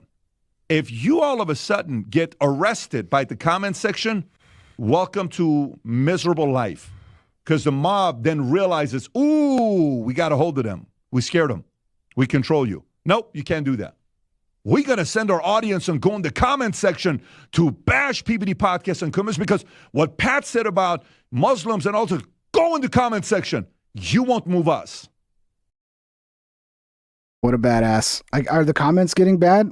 I mean, the comments are getting bad for a lot of people, dude. That's just par for the course, man. If you're going to speak out and have an opinion about things, eventually you're going to piss off a bunch of people. But yeah. You can't move him, dude. He's like a rock. He's like a fucking 10-ton rock, dude. There's no moving PBD. Go and Nelk boys and scare the crap out of them. Don't let them move you. Your voice is important. You've done good work. And you're going to get better. It's just going to get better. So he's talking about the Nelk boys interviewing Bibi Netanyahu. It kind of was a bad look because it was basically a fluff piece, right? It was like promoting Bibi Netanyahu to his fan base. And then they took a deal where they like had the questions provided to him. I even saw like they admitted it. Like, yeah, they gave us a list of questions to ask. I mean, dude, you should have never agreed to that. You should have said no, sorry. If we're going to do a podcast, there's going to be no fucking pre-approved questions. It's going to be in our studio. You're not going to take me to your studio where there's a fucking whole team of Secret Service agents just staring at me the whole time we fuck. Like, yeah, it was not a good look. They made a mistake, and hopefully they learn from it. Hopefully they learn. A 35-year-old Kyle, a 40-year-old Kyle, John in the back, the CEO doing a phenomenal job. These guys are doing good work, but I think on a media space where we're going to next, it's going to be a very interesting race, and it'll come down to, you know what? when I watch PBD podcasts, they sell shirts and they sell Manex and they sell consulting. Yeah, we sell our businesses instead of taking sponsorship money, so we're not owned by anybody else. Bingo. We do it because our loyalty is to the truth and the customers. That's what we want to do. If you don't like us and walk away, we're also okay with that. You'll come back. You also make more money when you promote your own products. You know, yeah, okay, you're not controlled by a sponsor. Yeah, but you can always pick sponsors and say, hey, look, we'll promote your product, but you don't control our show. So if you come back saying I don't like this, I don't like that, then you might as well not sponsor us, because we're gonna nip that in the bud right now. But the reality is, if you're selling your own products, you're gonna make more money than taking a sponsorship deal, because all the fucking money that your audience spends on said product goes right to you. But yes, let's spin that. We understand business. We've been around. We got thick skin. But I think there's a massive opening right now in a marketplace with media, and it'll be very, very interesting. There's going to be some that no matter where they go, they tear the house down and they leave and they blame the company. This happened in insurance a lot. Every time I interviewed a guy that wanted a job that bashed their previous 3 companies, I'm going to be the 4th. Any girl you ever date that trashes the previous 3 boyfriends, you're going to be the 4th. Any guy you date that bashes his previous 3 girlfriends, you're going to be the 4th very soon. That's how this works. No one is perfect. Everyone's trying to figure this thing out. Yeah, is it possible, though, that the last 3 jobs you took were shitty jobs where you had a shitty, abusive boss? Is that possible? I get it, though. It's a bad sign. If someone's always, if you're interviewing somebody and they're like, yeah, every boss I had is a piece of shit. And it's like, I get it. But sometimes you can have 3 jobs in a row where you're working for fucking terrible, abusive people. And on any given day, anyone's going to fall into some kind of a scandal. Well, let me tell you what happened. They just got money from Qatar. They got money from Saudi. They got money from Mossad or Israel. No, they're funded. All right, we'll see. Pump the brakes. Let's see what happens here as more of the stories come out. But I hope Barry gets $250 million that she wants. But Barry, realistically, on a $6 million revenue, if that number is right for 2024, and that's the run rate, you were, as of December 31st, a $30 million company, which is a very hard thing to do. If the people still are willing to pay $250 million for a $30 million company, that means you need to write a book on sales and negotiation, period. And people, I would buy it. That is pretty suspicious. Wilford Brimley super chatted $2. Don't 600. trust a guy who sells legal advice at $600 per minute. Is that for real? Does he sell legal? I mean, he's not even a lawyer. How's he selling legal advice? I guess like legal advice around fucking insurance or something? Are you talking about PBD? Is he really sell legal advice at $600? Or is he a lawyer? What are we talking about here? That's almost unbelievable. Because you sold the company for what? A bigger valuation than it's really worth. And there's nothing wrong with that. But business comps, it's a different market we're in today. And I'm so excited about the next 10 years. I am so excited about the next 10 years. Because we're going to see some real nasty things happen the next 10 years. And the next 10 years, we're also going to see some people that nobody expected to come to the top, to come out of nowhere and become the cream of the crop. And then everyone's going to target that company. You'll see. Be patient. Start this off at the It's Ryan. coming to us. Adam, Here we go. Say something. Let's get to the Adam drama. Most people are imprisoned by other people's thoughts and feelings. Most people are trying to keep up with the Joneses. Free yourself from the prison of what other people think. I've learned this the hard way. The hardest thing to do is not give a flip about what other people have to say. All right, so this is where the problem stems from. It's his dirty mouth and his constant use of the word fuck. So he caught himself right there. He said flip instead. Let's put these things in order. Number 1, keyboard warriors. Adam, you suck. Don't. At this point, but some of them are right about doesn't you. matter. Adam, doesn't matter to me. He's not kidding. He's not kidding, Adam. He's not kidding. He really thinks that. It's very obvious that fucking PBD's not kidding. He's not kidding. He does not like Adam. Yep. Number 2, do you know how many friends I have? Friends that go, I can't believe you voted for Trump. I can't believe you would sit down with Nick Fuentes. I can't believe that you would associate with Andrew Tate. I can't believe that you would talk to Candace Owens. Oh yeah? Shut the fuck up. He just asked you to do one simple thing, Adam. Just stop cussing because there might be children watching. The idea he's trying to sell his show to kids. Super chatted $2. Just joined Ping. Did he bring up the chart? I'm not sure yet. I'm not sure. The chart. What are we talking about? The PBD show? I don't know. I don't know if they pulled up a chart. If that's what you're talking about, Ben. This is what we do. We talk to people. We hear the truth. The last thing that's liberating. Are we talking about Nick? Yeah. Again, if you want to, the Nick stuff's at the beginning. You got to go to the beginning of the episode. People do that. They join like an hour and a half in, and they're like, "Why aren't you talking about your thumbnail and title?" It's like, "Well, I did for the first 50 minutes." So you got to go back to the beginning for that. Is your closest friends and family. There's friends and family in my life. Why do you do this? Why do you travel? Why do you have to go this? Why do you do this? You could also shut the F up, because this is what we do. Thank God, I'm going to give Peabody a shout out, that we have a leader with a backbone who says, don't apologize. We had a situation recently where they want you to apologize. No, you don't have to. This is what we do. When you have conviction and you stand for something, you don't have to go anywhere. As far as what the Nelk boys did, I think they're great. I think Kyle's a nice dude. They should have done better. To read a comment and say, wow, we interviewed Bibi Netanyahu, the modern day Hitler. Oh, okay, that's fair. Really, bro? Is that actuality the reality? Bibi Netanyahu is the modern day Hitler? Modern day Hitler. Are you freaking kidding me? And Bassem Youssef can go on all these podcasts and criticize Israel. Why can't Bassem Youssef go back to Egypt? Why can't he go back to the country that he's from? Because in the country you're from, you can't criticize the government. You can't criticize the government in Iran. You can't criticize the government of Egypt. You can't criticize the government of Syria. You'll end up dead. You can criticize the government in Israel, no problem. And to the whole camp that goes, well, I don't know if that's true, to be honest. I mean, you look at a lot of people who did criticize Israel, and then they get called anti-Semitic and yada, yada, yada. So it's getting a little, I think, a little more free with the speech a little bit, which is kind of weird.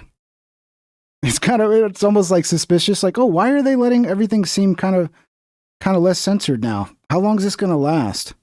You can't criticize Israel. What's the one country you can't criticize? Are you fucking kidding me? Adam.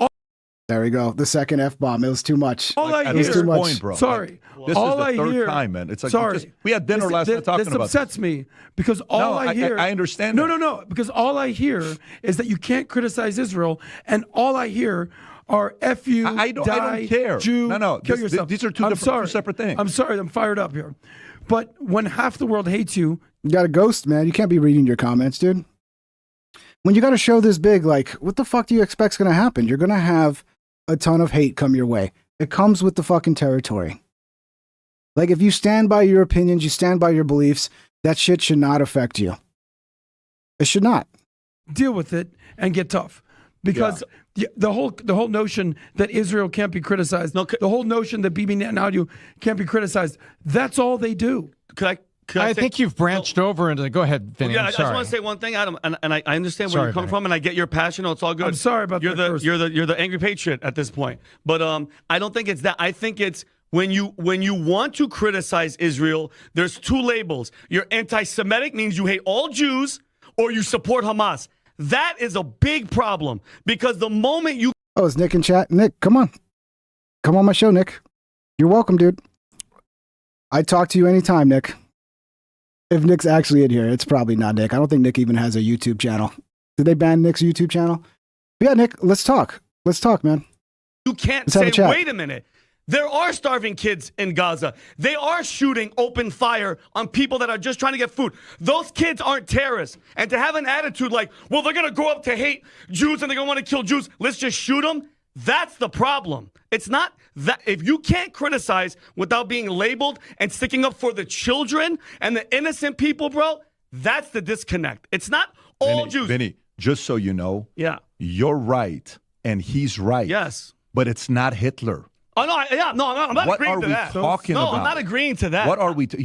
I want to make sure you qualify that. Oh, yeah, 1,000%. We're not talking about Hitler. Absolutely not. We are talking about just criticizing somebody who is a true believer in his cause. His name is Bibi, and it's not your cause. Yes. And you can disagree with them. Yes. But to all of a sudden have that category as here, no, that's ridiculous. Oh, that's what's going on. No, that's a horrible comparison. And by the way, over here, last night, my son, we go to, I don't want to say where we had dinner. So last time we have dinner, we're doing a convention here. There's going to be around 10,000. No, I don't think Nick's watching on his website. If he is, I mean, what a waste of his time.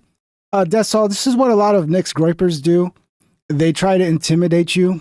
That when they don't like what you're having to say, they can't address your claims. So then they try to intimidate you in the comment section and scare you. It's not working with me, boys. Okay? Keep trying. I was just at the award ceremony in the morning. Quick shout out to Moral. They have nothing bad. The whole crew, you're a phenomenal. Jew. You're a Jew. Oh, Nick's gonna fucking discredit you, or Nick's gonna. What was the one I read earlier? Nick's gonna. Basically, he's gonna do to me like he did to fucking Tucker Carlson. It's like, okay, yeah, good luck with that, dude. I'm not Tucker Carlson, bro. The only way you could discredit me or make me look like a Fed or any of that is to literally lie. You can lie. Go for it. But you ain't gonna have any fucking receipts to back any of it up. You ain't got shit on me, man. You guys, I mean, I'm very confident. Come at me. You ain't gonna find shit. Good luck. You're gonna find a dude who lived a career, who lived a life working until his mid-30s before I started making fucking content. No connection to anything except myself and my family. So good luck with that. Job on the opening video. I went to watch the opening video at 7 a.m. with my daughter, Senna, who is my number one road dog. She was there with me just watching it. And then we came here. And then we came here. But last night, we're at this place, we're having dinner. How cool was that conversation at dinner? So this is where he tries to convince Adam that, like, kids are watching his show. That there's legit kids watching his show. And it's funny because I did see the Too Lazy to Try video earlier. And Too Lazy to Try splices in, like, where he's talking about, like, sex toys.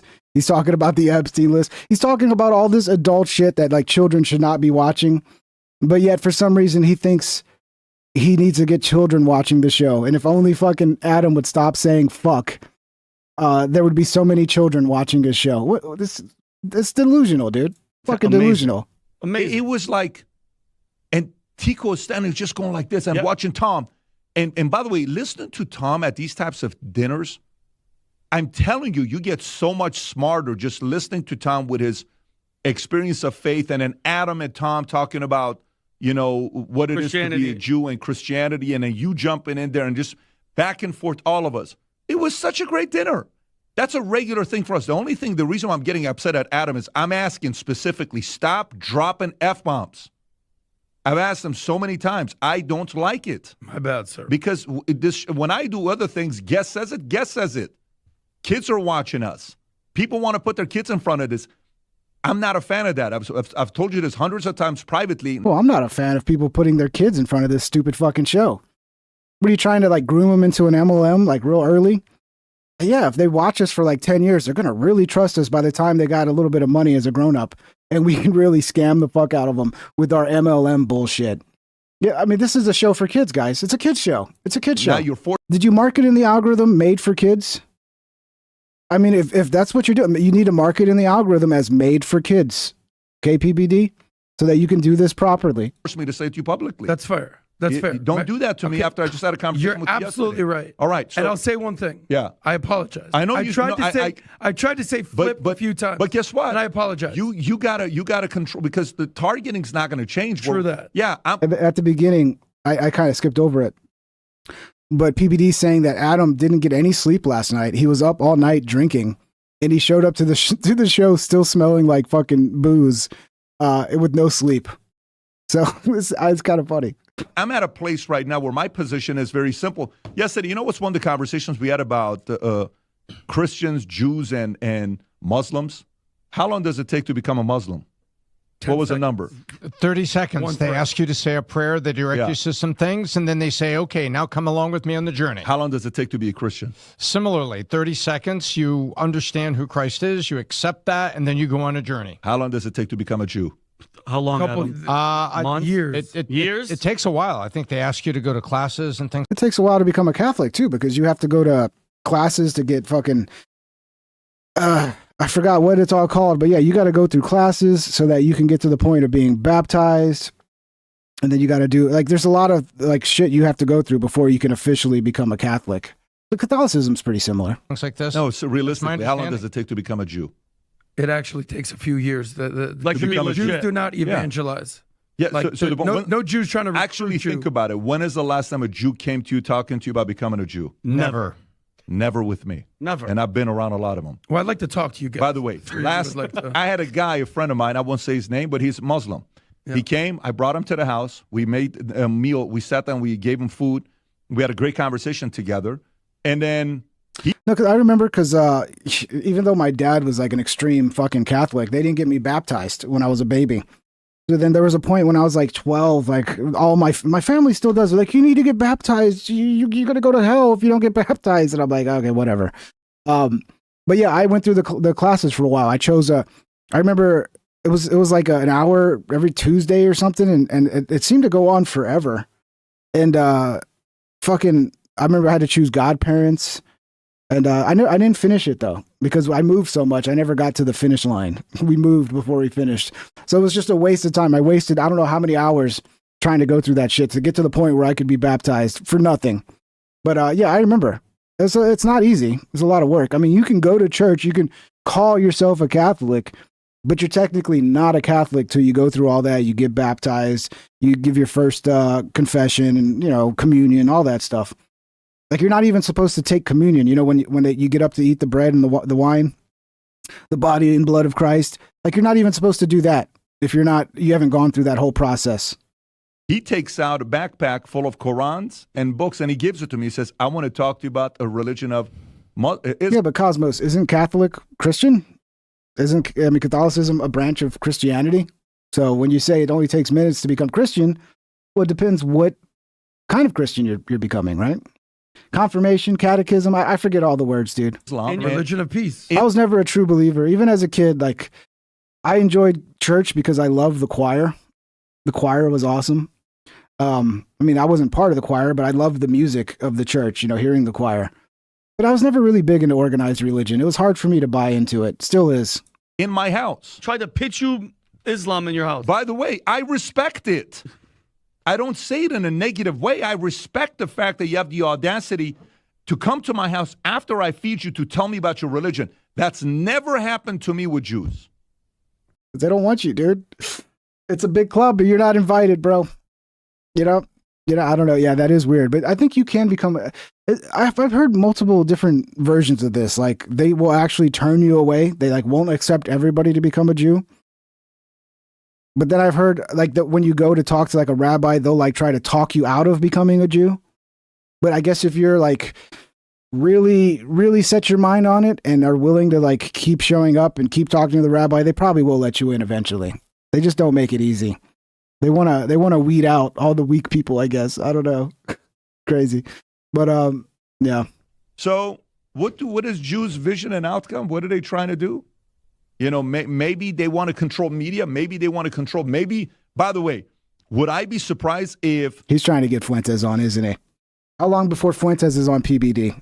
Everybody wants to grift to that fucking audience. They're seeing the algorithm fucking blowing up Nick Fuentes.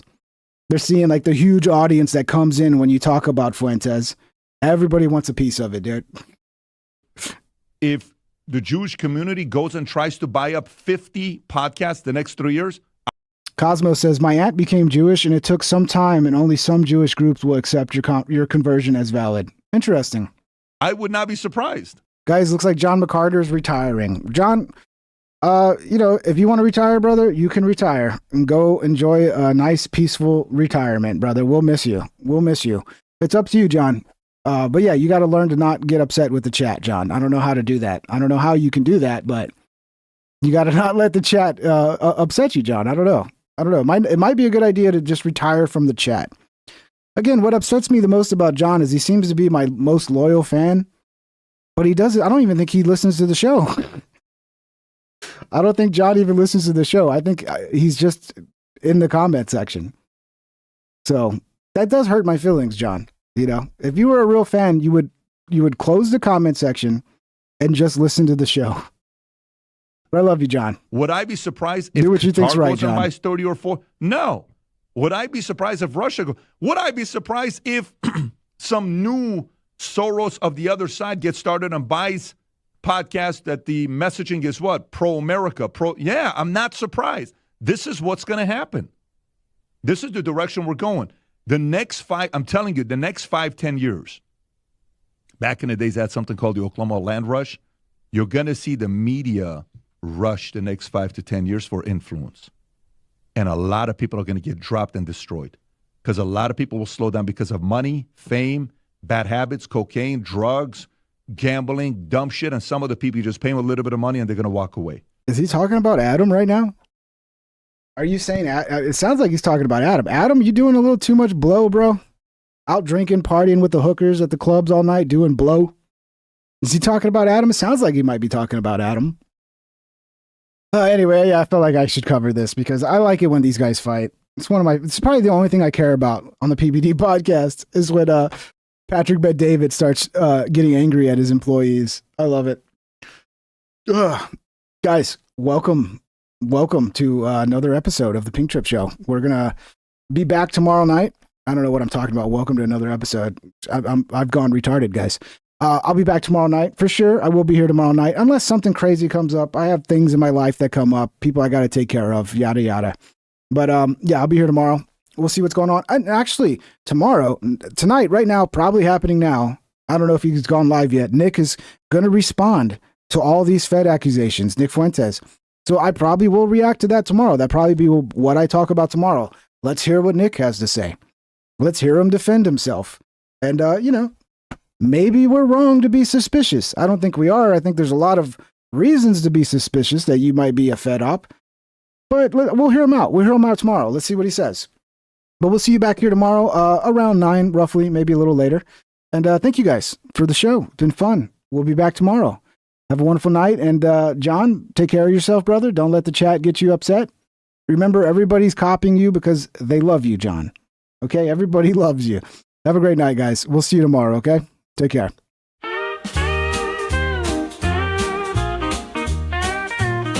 Please subscribe and hit the like and ring that bell if you want notified.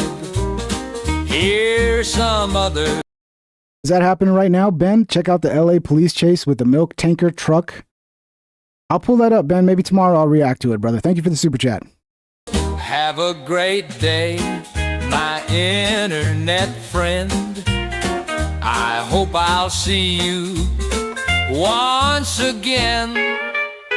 Please subscribe and hit the like and ring that bell if you want notified. Guys, there's too many fake Johns. Do I gotta ban them all? That's the problem. I was gonna ban the fake John. But then I turn around and there's 20 fake Johns now. So it feels like there is no way to put that cat back in the bag. If I ban the fake John, there's just going to be more fake Johns to replace the fake John that I banned. John, good. You're never going to retire. John, you got to be strong, John. Okay? You got to be strong. I can only protect you so much, John. You got to be strong. Take care, guys. Have a good night.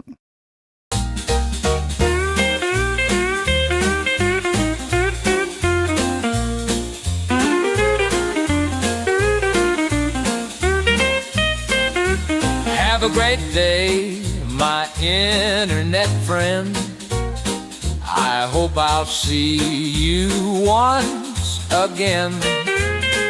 Please subscribe and hit the like and ring that bell if you want notified.